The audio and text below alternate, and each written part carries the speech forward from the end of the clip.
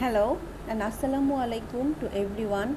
This is Dr. Nusrat Sharmin Nabila. আজকে চিকিৎসা বিষয়ক আলোচনায় আমাদের আলোচ্য বিষয় গর্ভকালীন কোভিড পরিস্থিতি মোকাবেলা করা নিয়ে। যেহেতু আমি একটি মেডিকেল কলেজ হাসপাতালে গাইনি বিভাগের অন্তর্বিভাগীয় মেডিকেল অফিসার হিসেবে কাজ করছি, তাই আমার এখানে গর্ভবতী মহিলাদের ওপর কোভিডের ইফেক্টটা দেখার সুযোগ হয়েছে অনেক বেশি।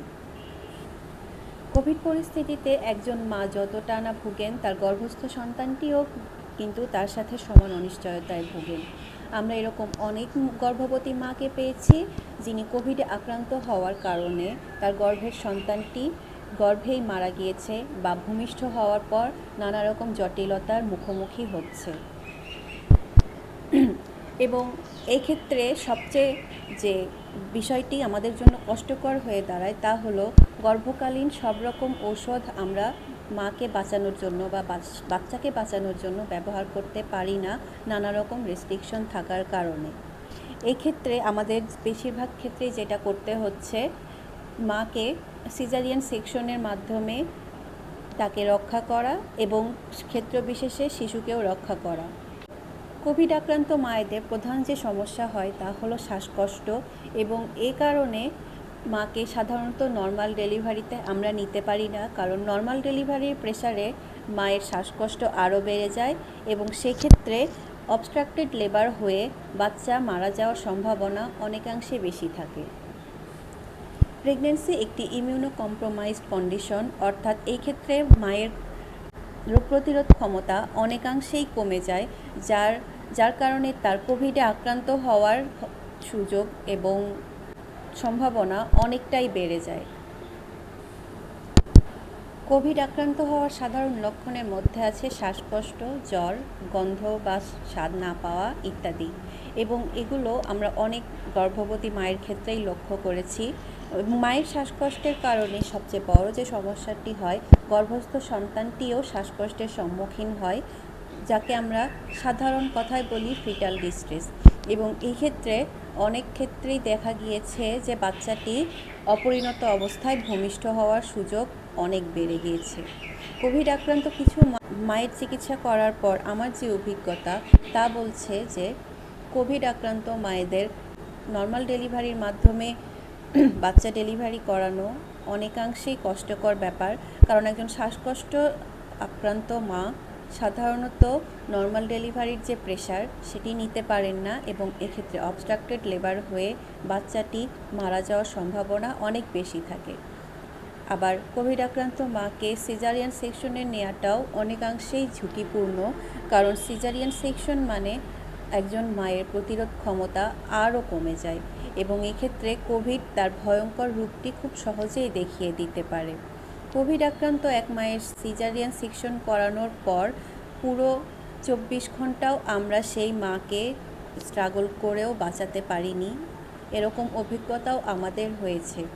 এবং 28 থেকে 32 সপ্তাহের মধ্যে কোভিড আক্রান্ত হওয়ার কারণে বাচ্চাটি অপরিণত অবস্থায় ভূমিষ্ঠ হয়েছে, এরকম অভিজ্ঞতাও আমাদের হয়েছে।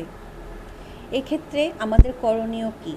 যেহেতু বর্তমানে কোভিড পরিস্থিতি এতটাই ছড়িয়ে গিয়েছে যে তা কন্ট্রোলের বাইরে চলে গিয়েছে, সেক্ষেত্রে আমাদের প্রধান পরামর্শ হবে গর্ভবতী মা যেন সর্বাবস্থায় নিজেকে রক্ষা করে চলার চেষ্টা করেন।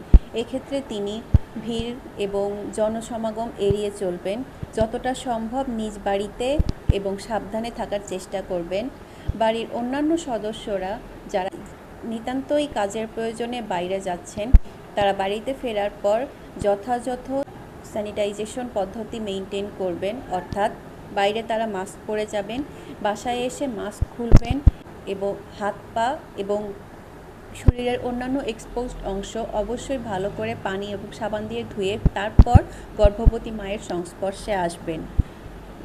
এবং গর্ভবতী মায়েদের জন্য বর্তমানে সবচেয়ে আশার কথা যেটি হচ্ছে, গর্ভবতী মায়েরাও বর্তমানে কোভিড ভ্যাকসিন নিতে পারবেন এমন একটি অনুমোদন আমরা দেখতে পাচ্ছি, বিশ্ব স্বাস্থ্য সংস্থা দিয়েছে, এবং এটি অবশ্যই আমাদের জন্য আশার কথা। গর্ভাবস্থায় এজন্য কোভিড আক্রান্ত হলেও ভয় পাবেন না, যতটা সম্ভব সাবধানে থাকার চেষ্টা করবেন এবং 28 থেকে 33 সপ্তাহের মধ্যেই আপনারা কোভিড ভ্যাকসিন নিয়ে নেওয়ার চেষ্টা করবেন। এটি অনেকাংশে আপনাকে এবং আপনার সন্তানকে কোভিড আক্রান্ত হওয়া অথবা আক্রান্ত হলেও এর ভয়াবহ যে ইফেক্ট সেটা থেকে অনেক ক্ষেত্রেই রক্ষা করবে। এবার আমরা বলি কোভিড আক্রান্ত হলে মায়েদের কী করণীয়। কোভিড আক্রান্ত হলে সেই হবুমাকে প্রথমেই যেটি করতে হবে সেটি হলো তাকে নিজেকে আইসোলেশনে রাখতে হবে। তার থেকে যেন আর কারো কাছে কোভিড না ছড়ায় ব্যাপারে খেয়াল রাখবেন এবং সর্বাবস্থায় নিজের অক্সিজেন স্যাচুরেশন তিনি খেয়াল রাখবেন। এক্ষেত্রে বাড়িতে একটি পালস অক্সিমিটার রাখতে পারেন এবং এটি দিয়ে সবসময় নিজের অক্সিজেন স্যাচুরেশন খেয়াল রাখবেন। যখনই মনে করবেন যে শ্বাসকষ্টের উপসর্গ দেখতে পাচ্ছেন, সাথে সাথে অক্সিজেন স্যাচুরেশন খেয়াল রাখবেন এবং বাড়িতে অক্সিজেন সিলিন্ডারের ব্যবস্থাও রাখতে পারেন, যাতে করে স্যাচুরেশন 95% নিচে আসলে তারা অক্সিজেন দিয়ে সেটিকে মেনটেন করতে পারেন। কারণ আপনার শরীরে অক্সিজেন ঘাটতি হলে তা অবশ্যই বাচ্চার ওপর ইফেক্ট ফেলবে। এবং যদি স্যাচুরেশন 90%-এর বেশি কমে আসে তাহলে অবশ্যই গর্ভবতী মাকে হাসপাতালে ভর্তি করুন, কারণ এক্ষেত্রে শুধুমাত্র হাসপাতালেই হাইফ্লো ন্যাজাল ক্যানুলা অথবা অন্যান্য সাপোর্টের মাধ্যমে অক্সিজেন স্যাচুরেশন মেইনটেইন করা সম্ভব। শুধু গর্ভবতী মা নয়, যারা ল্যাকটেটিং মাদার অর্থাৎ যাদের 2 বছরের কম বয়সী শিশু আছে সে ধরনের মায়েরাও যদি কোভিড আক্রান্ত হন তাদেরকেও মেনে চলতে হবে নানা রকম সতর্কতা। যারা বাচ্চাকে দুধ পান করাচ্ছেন তারা মাস্ক পরে এবং হাতে গ্লাভস পরে বাচ্চাকে স্পর্শ করবেন এবং দুধ পান করাবেন, যেন আপনার থেকে বাচ্চার কাছে কোভিড জীবাণু সহজে যেতে না পারে।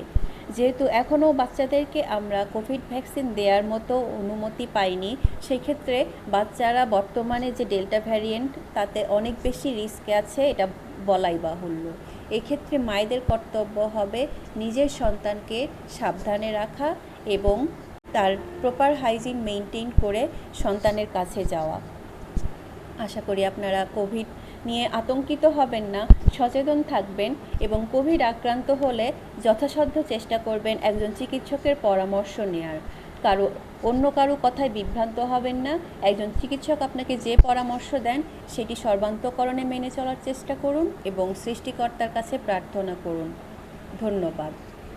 আজকের আলোচ্য বিষয়টি আপনাদের কেমন লাগলো সেটি অবশ্যই কমেন্ট বক্সে জানান এবং সুযোগ পেলে লাইক করুন এবং শেয়ার করুন এবং চিকিৎসা বিষয়ক যে কোনো সাহায্য পেতে হসপিটালিন অ্যাপ থেকে বিশেষজ্ঞ চিকিৎসকের পরামর্শ নিন। ভালো থাকুন, সুস্থ থাকুন।